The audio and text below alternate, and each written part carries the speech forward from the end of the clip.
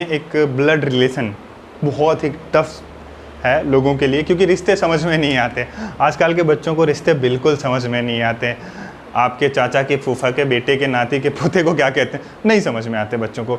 तो मैं आपके ये ब्लड रिलेशन का जो चैप्टर है रीजनिंग का, मैं इसको थोड़ा आसान कर देता हूँ समझने के लिए। ठीक है, समझने की कोशिश करते हैं कि आपके साले की बहन की बेटी की पोती क्या लगेगी आपको।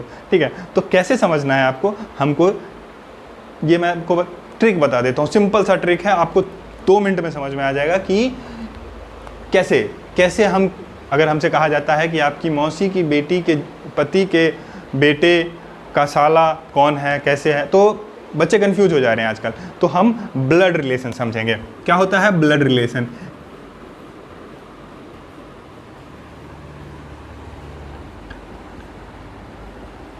ठीक है बाबू, ये हम लोग आज समझेंगे ब्लड रिलेशन के बारे में। सिंपल सा है, 5 मिनट का वीडियो है, इसमें आप पूरा समझ जाइएगा। ब्लड रिलेशन आपका चैप्टर खत्म। कोई भी क्वेश्चन आप चुटकी में कर दीजिएगा। जनरेशन आप लोग समझते होंगे, जनरेशन, तो हम अपने आप को आवर जनरेशन मानते हैं, हमारा जनरेशन। ठीक है, तो हमारे जनरेशन में कौन आएगा? हमारे जनरेशन जो होगा आवर जनरेशन। आवर जनरेशन में कौन आएगा बाबू?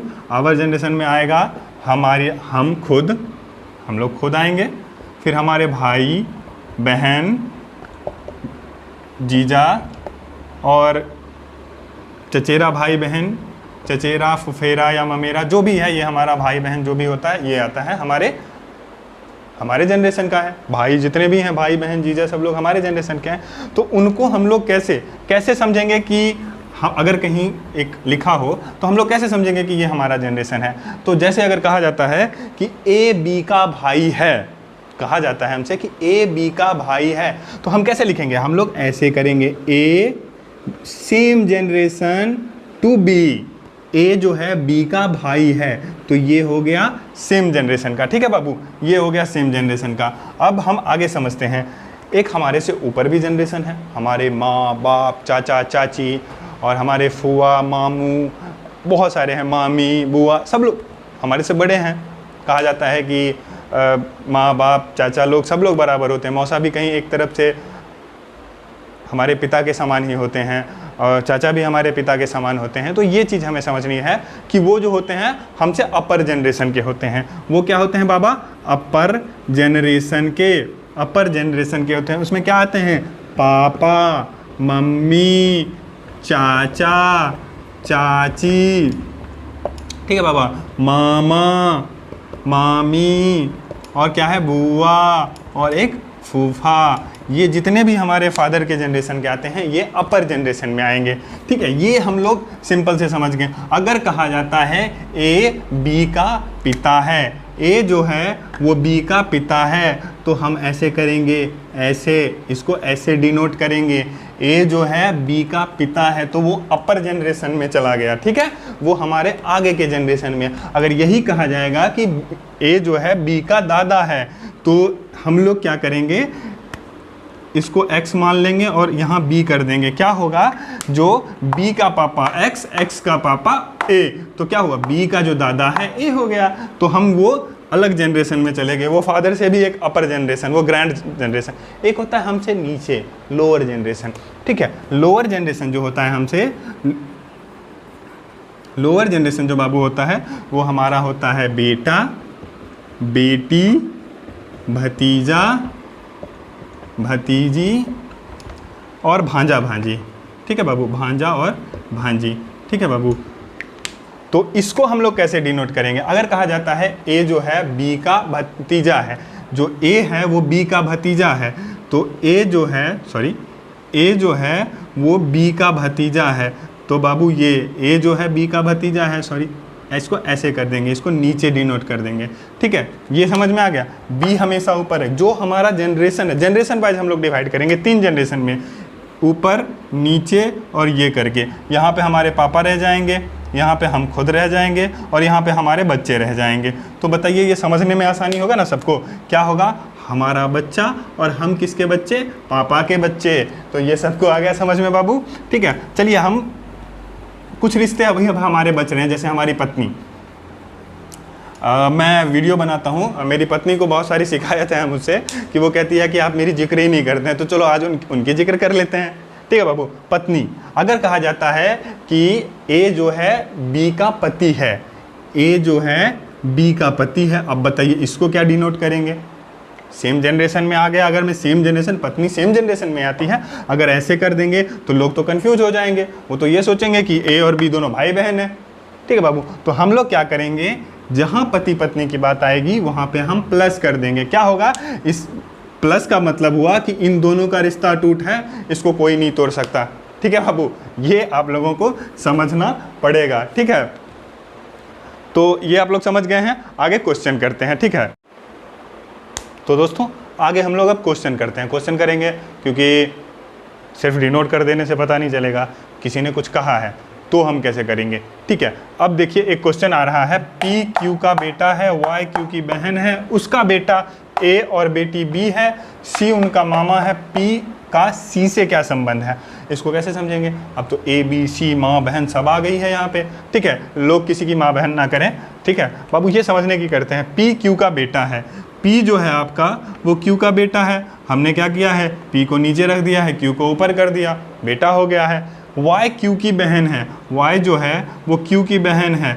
बाबू बहन सेम जनरेशन, समझ रहे हैं? वाई जो है क्यू की बहन है। ठीक है, अच्छा एक बात बताइए, पी जो है बेटा है, मर्द है, क्यू पापा है, ये भी मर्द है, वाई बहन है, वाई बहन है। कंफ्यूज लोग हो जाएंगे कि क्यू और वाई जो है भाई बहन है या दोनों भाई हैं।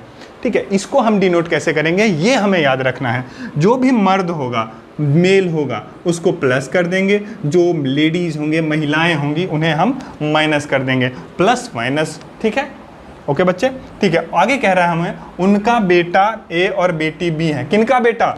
वाई का बेटा ए और बेटी बी है। तो इनके नीचे जनरेशन में हम करते हैं ए और बेटी बी, बेटी को माइनस कर देंगे, ए को प्लस कर देंगे। अब आ रहा है समझ में बाबू? देखिए जो प्लस है वो मेल है और जो माइनस है वो फीमेल है। ठीक है, अब समझिए, सी उनका मामा है, सी जो है इन दोनों का मामा है। ठीक है, सी जो है इन दोनों का मामा है, सी जो है इन दोनों का मामा है। तो क्या करेंगे, वाई का भाई ही सी होगा ना, इनकी मम्मी जो है उनका भाई सी होगा, और सी क्या? मामा है, तो ये प्लस हो जाएगा। ठीक है बाबू, ये हम समझ गए हैं, सी जो है वो प्लस हो जाएगा। यहाँ पे हम लोगों को एक चीज़ समझना पड़ेगा, ये दोनों भाई बहन हैं। ठीक है, तो ये भी भाई हो गया, ये भी बाबू भाई हो गया। तो बताइए पी का सी से क्या संबंध है? पी का सी से संबंध बताइए। पी का पापा, पापा का भाई चाचा, तो बताइए क्या संबंध है? पी का सी से क्या संबंध है? पी का संबंध जो सी से पूछा जा रहा है, तो पी का संबंध सी से क्या है बाबू? समझिए, पी का संबंध सी से जो है वो चाचा का है, क्योंकि पी जो है वो चाचा है किसका? सी का।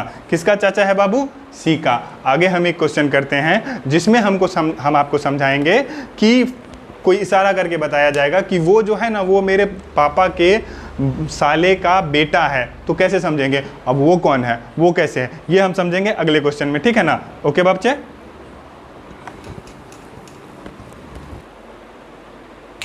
तो आगे अगला क्वेश्चन एक समझते हैं जिसमें हमसे पूछा जा रहा है कि एक व्यक्ति ने कहा, किससे कहा? किसी ने किसी से तो कहा ही होगा। एक व्यक्ति ने कहा कि तुम्हारे भाई का इकलौता बेटा मेरी पत्नी का भाई है। अब कोई आदमी आके बोल दे तुम्हारे भाई का इकलौता बेटा मेरी पत्नी का भाई है, कैसे समझेंगे हम कि तुम्हारे भाई का इकलौता बेटा मेरी पत्नी का भाई है? कैसे समझेंगे? ये भी हम समझ सकते हैं बहुत ही आसान ट्रिक में, जो मैंने आपको समझाया था जनरेशन के बारे में, upper generation, our generation and lower generation. तो क्या है, एक व्यक्ति ने कहा, तो व्यक्ति को हम क्या कह लेते हैं? मैन कह लेते हैं। ठीक है, उसको हम मैन कह लेते हैं। ठीक है, एक व्यक्ति ने कहा, किससे कहा? किसी ना किसी से तक कहा, तो उसको हम मान लेते हैं, यहाँ क्या कह रहा है? महिला कहा जा रहा है, तो किसी ना किसी महिला से कहा, तो महिला को हम लोग फीमेल मान लेते हैं, एफ फीमेल। चलिए ठीक है, फीमेल मान लेते हैं, आप लोगों को जेंडर फीमेल का।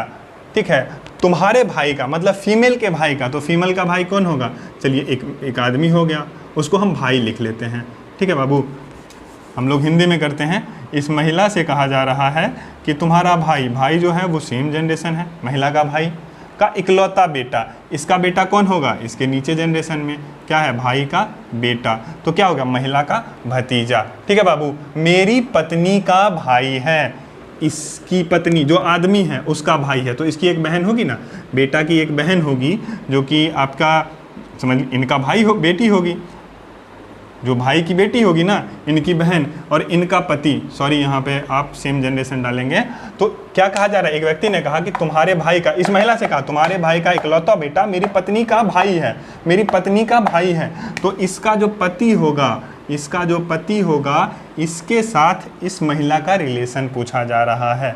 अच्छा बताइए, आप लोग बताइए बाबू कि क्या रिलेशन होगा। इस महिला का जो होगा अपने भाई के दामाद के साथ क्या रिलेशन होगा, उस महिला का उस व्यक्ति से क्या संबंध है, तो क्या लगेगी, सास लगेगी।